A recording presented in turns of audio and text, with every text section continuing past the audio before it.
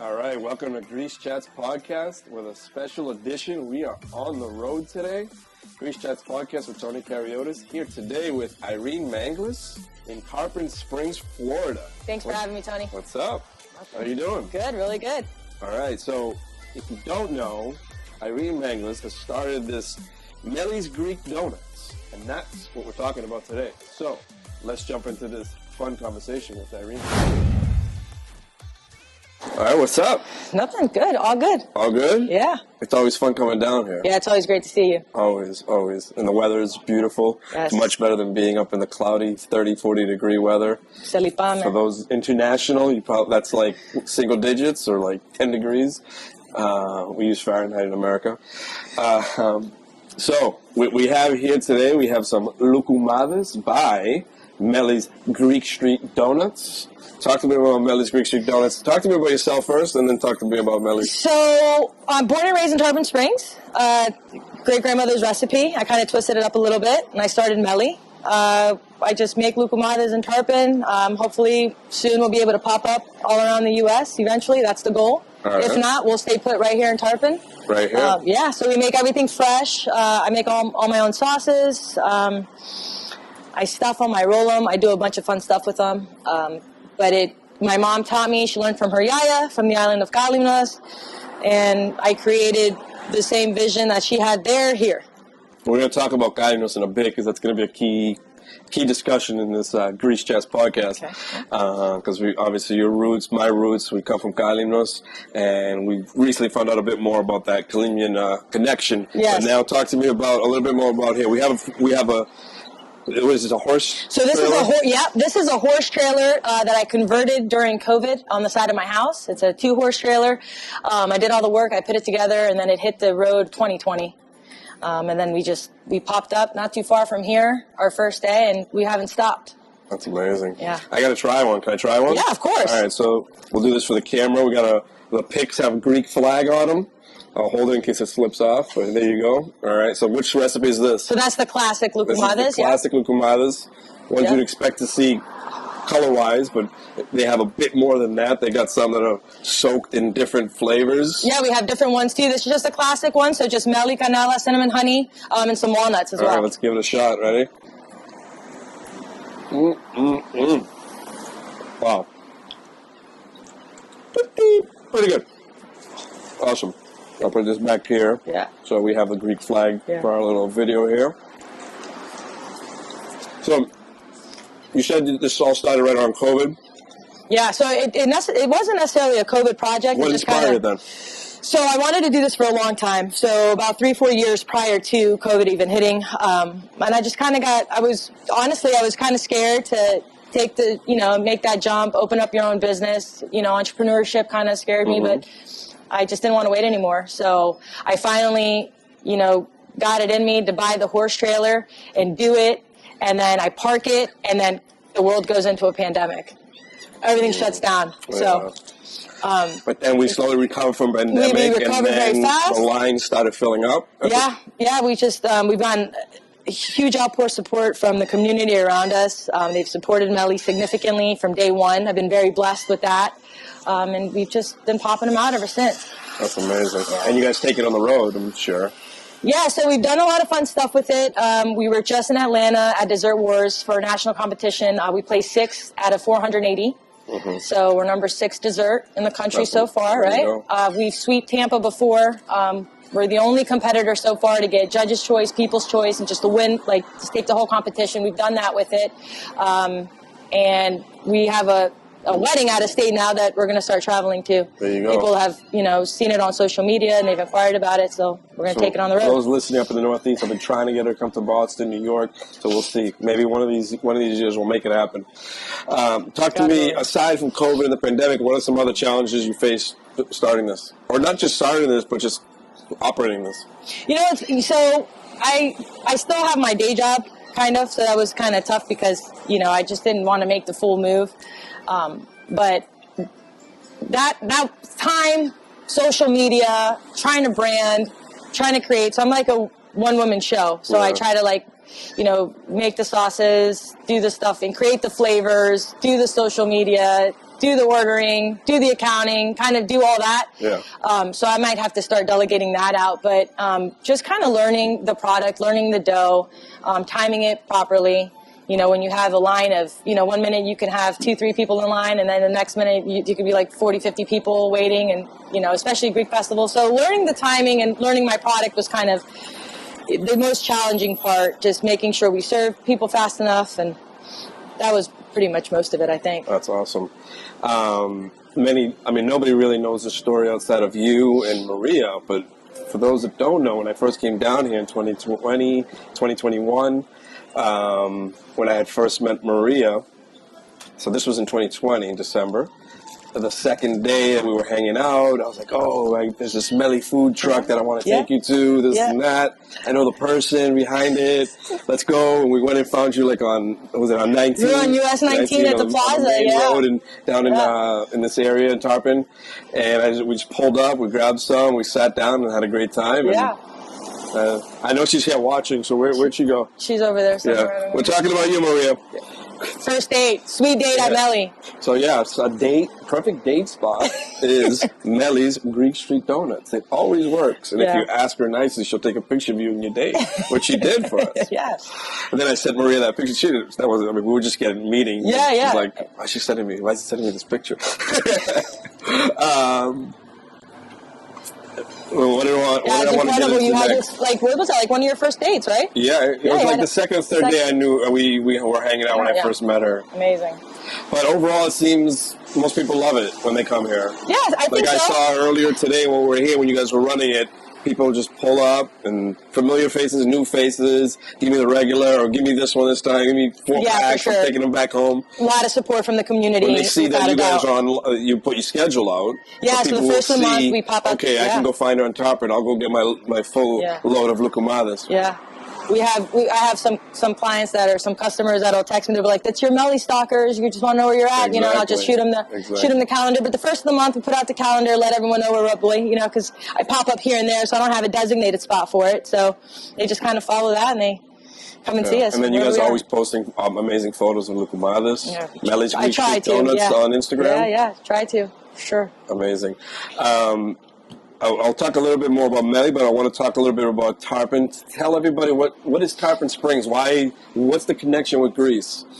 So, you know, a lot of Greek people immigrated here because of the sponge factory, because of the sponges, I should say.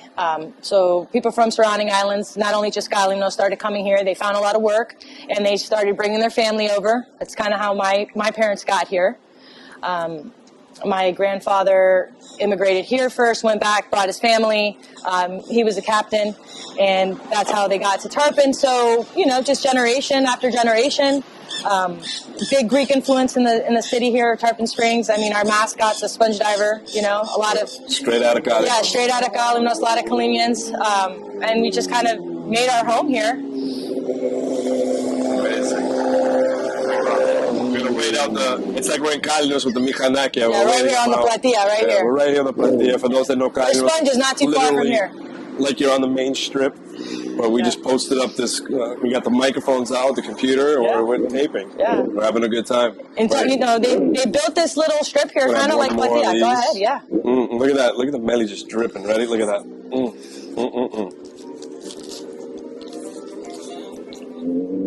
Oh yeah. Oh, good. Good. So, it's obviously got the Greece connection, mainly from Kalymnos. You're Kalymian. Let's talk Greece.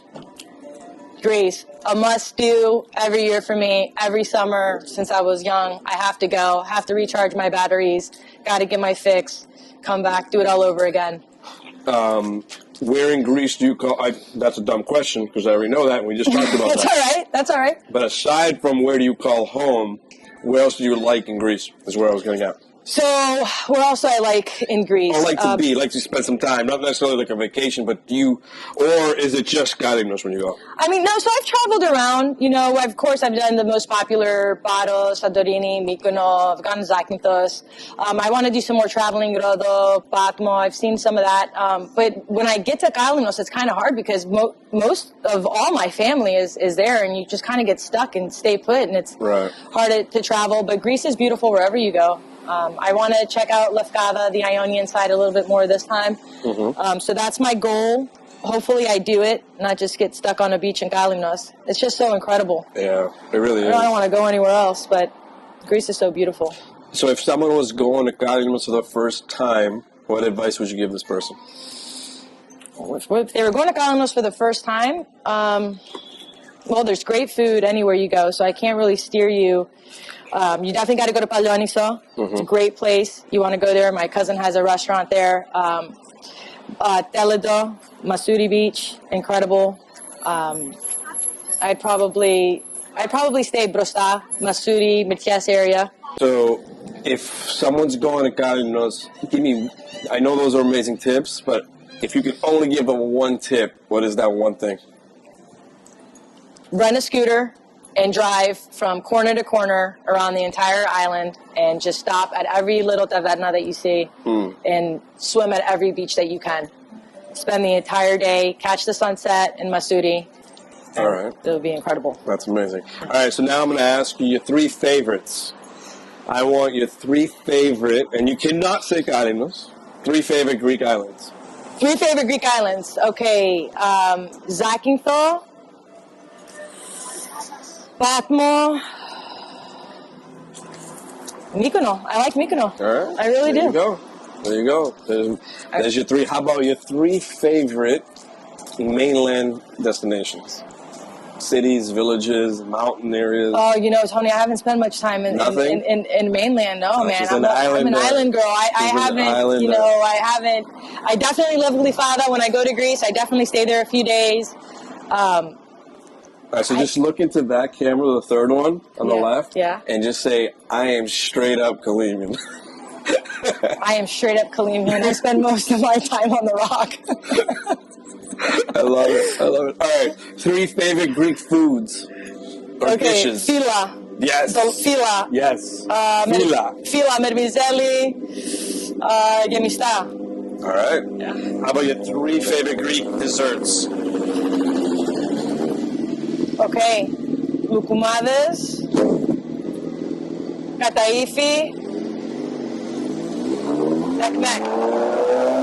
I don't know how Greek that is. It's not Say it one more time, because the guy on the motorcycle, I think, is doing circles to make noise for us. Loukoumades, kataifi, ekmek. All right, amazing. All right.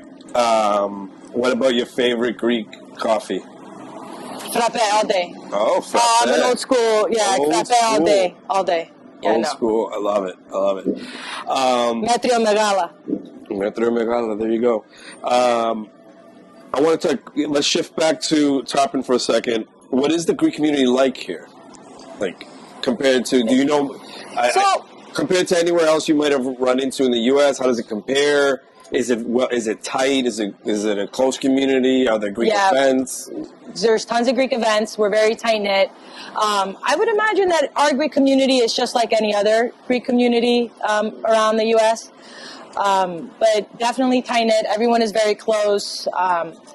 Not only are we close during the winter seasons, a lot of us leave and go back to the islands that are with each other. We're like with each other year round. Sure. But we have our Greek Independence Day parade. We have Epiphany. Epiphany, yeah. Epiphany is very big for us here. Very it's big. The biggest day of the year for Tarpon Springs. Tell everyone what Epiphany is all about. So Epiphany is where we celebrate the baptism of Jesus, and young boys from 16 to 18, they die for the cross. It's very well orchestrated. They die for the cross. I'm sorry. Yep, the Archbishop comes. They'll throw the cross. They say whoever catches the cross. They do it down at the bayou. They do it down at the bayou. First one to go get it. Is the winner. He gets the trophy. He gets good luck. After the ceremony's all done, the boys will come around town. They'll bless you with the holy water. They'll sing their songs. We get many tourists that come for that. Greeks from all over come here for it. It's our busiest time of the year. Yeah, I came one year, not this year, but I came the previous year, and there was a lot of people. A lot of people here. And from the point they throw the cross to they dive is literally like 10 seconds. They're quick. Very fast. Quick with it. Very fast. They're just like ready to jump in. Talk to me a little bit more, but let's come back to the truck. Give everyone the menu. Like, what can we get? I was right. He is doing it on purpose.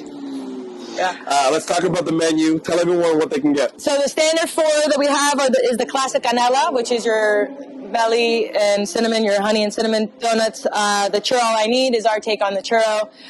The poli Oreo, which is my Oreo donuts. We roll them around in crushed Oreo with an Oreo sauce. And then the socofretta. My favorite candy bar is a socofretta, so it had to be on the...